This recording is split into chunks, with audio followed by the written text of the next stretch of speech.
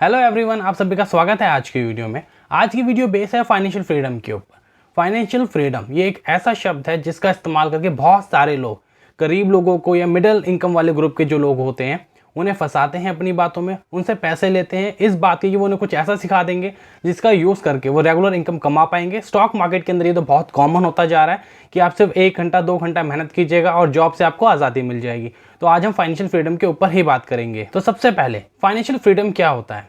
Financial freedom मेरे opinion में एक ऐसी सिचुएशन या स्टेट होती है एक पर्सन की जिसमें वहाँ पे वो बिना मेहनत करे या बहुत कम मेहनत करके रेगुलर इनकम जनरेट कर पाता है और वो इनकम इतनी होती है कि वो अपना लिविंग स्टैंडर्ड मेंटेन कर पाता है, उसे बिना नीचे गिराए। यूजुअली फाइनेंशियल फ्रीडम जो लोग बिजनेस करते हैं वही अटेन कर पाते हैं क्योंकि वो ऐसे सोर्सेज बना देते हैं इनकम के जहाँ पे उन्हें बहुत कम मेहनत करनी पड़ती है और रेगुलर पैसा आता रहता है।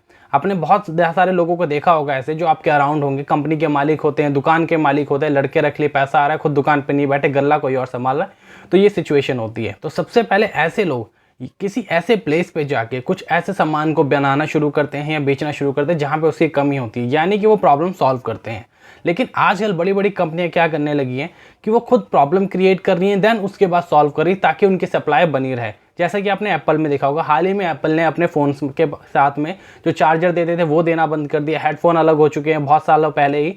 तो अब क्या है कि अगर आप एप्पल का आईफोन लेते हैं तो आपको चार्जर भी बाय करना पड़ेगा, हेडफोन भी बाय करने पड़ेंगे, और अगर आप चाहते हैं कि आपका एप्पल का फ़ोन लैपटॉप से कनेक्ट हो जाए तो आपको लैपटॉप भी बाय करना पड़ेगा एप्पल का। तो इस तरीके से उन्होंने खुद प्रॉब्लम क्रिएट करी और वो खुद ही इसे सॉल्व कर रहे हैं। आज की वीडियो स्पेशली जॉब करने वाले लोगों के लिए है। तो सबसे पहले फाइनेंशियल फ्रीडम को अचीव करने के लिए आपको करनी पड़ेगी प्लानिंग। प्लानिंग में आप क्या करेंगे, आप अपने खर्चों की एक लिस्ट बनाइए कि आप एक मंथ के अंदर कौन कौन से खर्चे कर रहे हैं। ये लिस्ट आपको महीने की बिल्कुल शुरुआत में बनानी है, 1 या 2 तारीख को, और उसके बाद पूरे मंथ में जो जो खर्चे होंगे उनकी एक लिस्ट अलग बनानी है। इससे आपको क्या पता चलेगा एक्सपेक्टेशन और एक्चुअल खर्चों के बीच में कितना डिफरेंस आ रहा है। जब आप एक बार ये लिस्ट बना लेंगे तो उसके बाद आपको अपने सारे खर्चों को प्रायोरिटी वाइज सेट करना पड़ेगा, यानी कि कौन सा खर्चा करना बहुत ज़रूरी है, उसके बाद इस खर्चे को करना थोड़ा कम ज़रूरी है पहले वाले खर्चे के कंपैरिजन में। फिर ऐसे करने के बाद खर्चों को सेट कर लीजिएगा आप। जब आपने खर्चे सेट कर लिए, अब उसके बाद दूसरा स्टेप ये आएगा कि आपकी मंथली सैलरी से आपको कंपेयर करना होगा कि आपके जो खर्चे हैं उसके बराबर हैं, उससे ज़्यादा हैं या उससे कम हैं। अगर आपके खर्चे सैलरी के बराबर आ रहे हैं या उससे ज़्यादा आ रहे हैं तो इस सिचुएशन में आपको अपनी इनकम बढ़ानी होगी।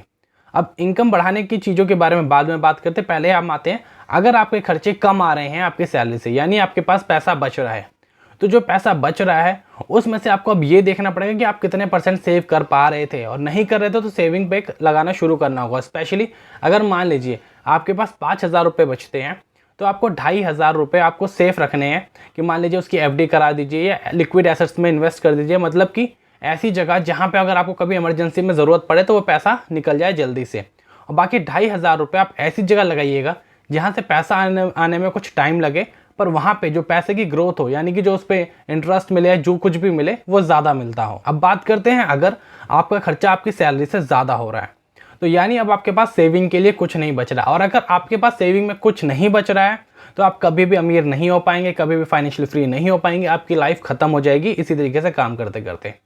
तो आपको क्या करना पड़ेगा, एक्स्ट्रा पैसे कमाना पड़ेगा। जॉब के साथ एक्स्ट्रा पैसे कमाना बहुत मुश्किल है, लेकिन आप कुछ चीज़ें को अपनी लाइफ में इंप्लीमेंट कर सकते हैं। जैसे कि अगर मान लीजिए आपके पास अपना व्हीकल है, बाइक या स्कूटी कुछ भी है, और आपका जो ऑफिस है आपके घर से दूर है, 5 या 10 किलोमीटर दूर है, तो आप ऐसे में रैपिडो जैसे ऑप्शंस होते हैं उनका यूज़ कर सकते हैं। ऑफिस जाते समय आप रैपिडो का यूज़ करके थोड़ा सा पैसे बचा सकते हैं अपना। आपका एक तो पेट्रोल बच जाएगा और कुछ पैसे आ भी जाएंगे। तो अगर आप ऐसा रेगुलर बेसिस पे करेंगे तो आने जाने में अगर आपने 100 रुपये भी कमा लिए तो मंथ के एंड में आपके पास 3,000 रुपये हो जाएंगे। संडे हटा देते हैं तब भी 2,500-2,000 रुपये आपके पास बच जाएंगे, जो आपके पास एक्स्ट्रा आ जाएंगे। उन्हें आप अलग रख सकते हैं, ये आपके काम आएंगे सेविंग करने में, जिससे यूज़ करके आप आगे बढ़ सकते हैं। दूसरी चीज़ आप क्या कर सकते हैं, अगर आप अपनी जॉब से 7 बजे, 7:30 बजे, 8 बजे फ्री हो सकते हैं हो तो मार्केट चल रहे होते हैं उस समय 8 से 10 यूजुअली हर तरफ हर जगह मार्केट खुले रहते हैं। तो ऐसे मार्केट में कुछ आप ऐसी चीज़ें सेल कर सकते हैं जिनकी शेल्फ लाइफ बहुत ज़्यादा हो, यानी उनकी एक्सपायरी डेट बहुत दूर की हो। उन्हें कर सकते हैं 2 घंटे में स्टार्टिंग में कुछ शायद बिके या ना बिके, लेकिन आप जो आप रेगुलर एक जगह पे अपना स्टॉल लगाएंगे तो कुछ समय के बाद लोगों को पता चल जाएगा और चीज़ें बिकने लगेंगी। मैं आपको रियल लाइफ एग्जांपल देता हूँ। मेरा एक फ्रेंड है, उसने हाल ही में अपनी डॉक्टर की पढ़ाई ख़त्म की है। अभी वो एक जगह जॉब कर रहा है, जॉब से आने के बाद 8 बजे वो जॉब से आता है और घर जाने की जगह उसने छोटा सा एक क्लिनिक खोल रखा है और 8 से 10 वो क्लिनिक पे बैठता है। और मॉर्निंग में उसकी जो जॉब है वो 10 बजे शुरू होती है। 10 बजे वो ऑफिस जाने से पहले सीधा जाता है 8 बजे और 8 से 10 अपना क्लिनिक खोल के बैठता है। तो आप भी इस तरीके से कर सकते हैं। थोड़ी मेहनत ज़्यादा है, रेस्ट कम हो जाएगा, लेकिन अगर आपको अमीर बनना है, फाइनेंशियल फ्रीडम अचीव करनी है, तो आपको ये करना पड़ेगा। बहुत सारे लोग स्टॉक मार्केट की तरफ अभी इस समय अट्रैक्ट हो रहे हैं, क्योंकि जो ऑप्शंस हैं और इंट्राडे हो गए वो पैसा कमाने का बहुत ईजी तरीका होता है।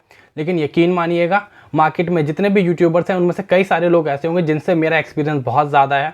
मैं आपको खुद बता रहा हूँ, ऑप्शंस और इंट्राडे पैसा कमा सकते हैं आप, मुश्किल है, लेकिन अगर कोई नया पर्सन है उसे 2 से 3 साल लग जाएंगे ये समझने में कि मार्केट काम कैसा करता है, और जब तक वो बहुत सारा पैसा अपना गंवा चुका होगा। अब आता है तीसरा स्टेप, खर्चों की लिस्ट बनाने के बाद, कुछ पैसा अर्न करने और बचाने के बाद अब आप आ चुके हैं इस स्टेज पे जहाँ पे आपको पैसे को इन्वेस्ट करना है ताकि आपका पैसा बढ़े। जैसे कि मैंने आपको ऑलरेडी बता दिया, आप अपने पैसों को 2 हिस्सों में डिवाइड कर दीजिएगा, चाहे आपने वो कमाए हो या आपने बचाए हो। और आधा पैसा आप इन्वेस्ट करेंगे अर्निंग के लिए और आधा पैसा आप बचा के रखेंगे इमरजेंसी के लिए। इमरजेंसी फंड होना बहुत ज़रूरी है, क्योंकि अगर आपने सारा पैसा आपने इन्वेस्टमेंट में लगा दिया और कोई इमरजेंसी आई तो ना तो उस इन्वेस्टमेंट का रिटर्न मिल पाएगा और ना ही आप इमरजेंसी को ढंग से फेस कर पाएंगे। इसलिए पैसों का अलग अलग करके 2 हिस्से में एटलीस्ट डिवाइड करना बहुत ज़रूरी होगा। अब हम बात करेंगे इन्वेस्टमेंट ऑप्शन के लिए। देखिए, इन्वेस्टमेंट के लिए सबसे अच्छा ऑप्शन होता है म्यूचुअल फंड। अगर आप अपने गोल्स को लॉन्ग टर्म तक मेंटेन कर सकते हैं, आपको कोई बड़ा गोल है, म्यूचुअल फंड सेफ होते हैं। और अगर आप लॉन्ग टर्म यानी मान लीजिए 10 साल 15 साल देने के लिए तैयार है, तो कंसिस्टेंटली ऑन एन एवरेज आपको 12% का रेट ऑफ इंटरेस्ट मिल सकता है। इसके अलावा आप गोल्ड, गवर्नमेंट बॉन्ड्स, PPF और ब्लू चिप स्टॉक्स हो गए, उनमें इन्वेस्ट कर सकते हैं। लेकिन इन सभी के अंदर अच्छा रिटर्न तब भी मिलेगा जब आप लॉन्ग टर्म के लिए इन्वेस्ट करेंगे। तो सबसे अच्छा इन्वेस्टमेंट ऑप्शन होता है आप स्मॉल बिजनेसेस में इन्वेस्ट कीजिए। स्मॉल बिजनेस, और हिंदी में बोलेंगे अति लघु उद्योग, जो वेरी स्मॉल बिजनेस हो उनके अंदर। ये बिजनेस बहुत छोटे होते हैं। आपने देखा होगा कि लोग छोटी छोटी दुकान खोल लेते हैं या कुछ स्टॉल्स लगा लेते हैं, तो आप ऐसे में इन्वेस्ट कर सकते हैं। किसी को पार्टनर बना लीजिए या कुछ बना के ऐसे स्टॉल्स लगाइए। इनके अंदर अगर आप मान लीजिए आपने 3 से 4 लोगों के ग्रुप बना लिया और आप बारी बारी इन्वेस्ट कर रहे हैं, तो पर बिजनेसेस के अंदर आपका जो खर्चा, बिजनेस के अंदर 10 से 12 हज़ार के अंदर ही आपका शेयर आएगा और उसमें आप 20-30% के मालिक होंगे। और इनके अंदर जो फेल होने के चांसेस होते हैं वो कम होते हैं। एटलीस्ट जब ये फेल होते हैं तो ये होता है कि मान लीजिए आपने 10-12 हज़ार लगाए तो आपके 7 से 8 हज़ार रुपये वापस आ जाएंगे, क्योंकि कुछ सामान आपने खरीदा होता है तो वो सब हो जाता है। मोस्टली 50% तक का ही लॉस होता है, 50% रिकवर हो जाते हैं, क्योंकि कुछ ना कुछ सेल्स हो रही होती है। तो जो आपके डेली एक्सपेंस होते हैं वो तो कवर हो ही रहे होते हैं। और कभी भी किसी बड़े बिजनेस में एकदम से पैसा मत लगाइएगा। अपनी सेविंग्स को सेव करके, मान लीजिए कि आपने 50,000 1 लाख रुपए सेव करे और वो एकदम से किसी दुकान को खरीद लिया या बड़ा सा शॉप खोल लिया और वहाँ पे, तो नहीं, ऐसा मत कीजिएगा, पैसे डूब जाएंगे। क्योंकि छोटे छोटे जब आप बिजनेस में इन्वेस्ट करेंगे तभी आपका एक्सपीरियंस बिल्ड होगा, और बिना एक्सपीरियंस के आपके पास चाहे कितने भी कैश आ जाए, आपने बिजनेस शुरू करा तो वो डूबेगा ही डूबेगा। बाकी ये वीडियो का पार्ट 1 है, मैं इसे यहीं पे ख़त्म कर रहा हूँ। इस पार्ट 1 में हमने सीखा कि हमें सबसे पहले अपने खर्चों की लिस्ट बनानी है। एक्सपेक्टेशन खर्चे जो हमारे होंगे हम उसकी लिस्ट बनाएंगे, फिर एक्सपेक्टेड जो खर्चे हैपन हुए हैं फिर उनसे मैच करेंगे, और जो खर्चे फालतू हुए हैं उन्हें ख़त्म करेंगे और प्रायोरिटी खर्चों की एक लिस्ट बनाएंगे। दूसरी चीज़ में हम सेविंग करेंगे। सेविंग को 2 पार्ट में करेंगे, इमरजेंसी फंड और इन्वेस्टेबल फंड। और उसके बाद अगर आपके पास सेविंग नहीं हो पा रही है आपकी सैलरी से, तो आप एक्स्ट्रा अर्निंग करेंगे, वो आपके ऊपर है, नहीं तो आपकी लाइफ ऐसे ही ख़त्म हो जाएगी जॉब करते करते। थर्ड ऑप्शन, उसके बाद आप इन्वेस्ट करना शुरू करेंगे। इन्वेस्ट करने के 2 सबसे बेस्ट ऑप्शन मैंने आपको बताए हैं, म्यूचुअल फंड और स्मॉल उद्योग। स्मॉल उद्योग यानी स्मॉल बिजनेसेस में इन्वेस्ट करना।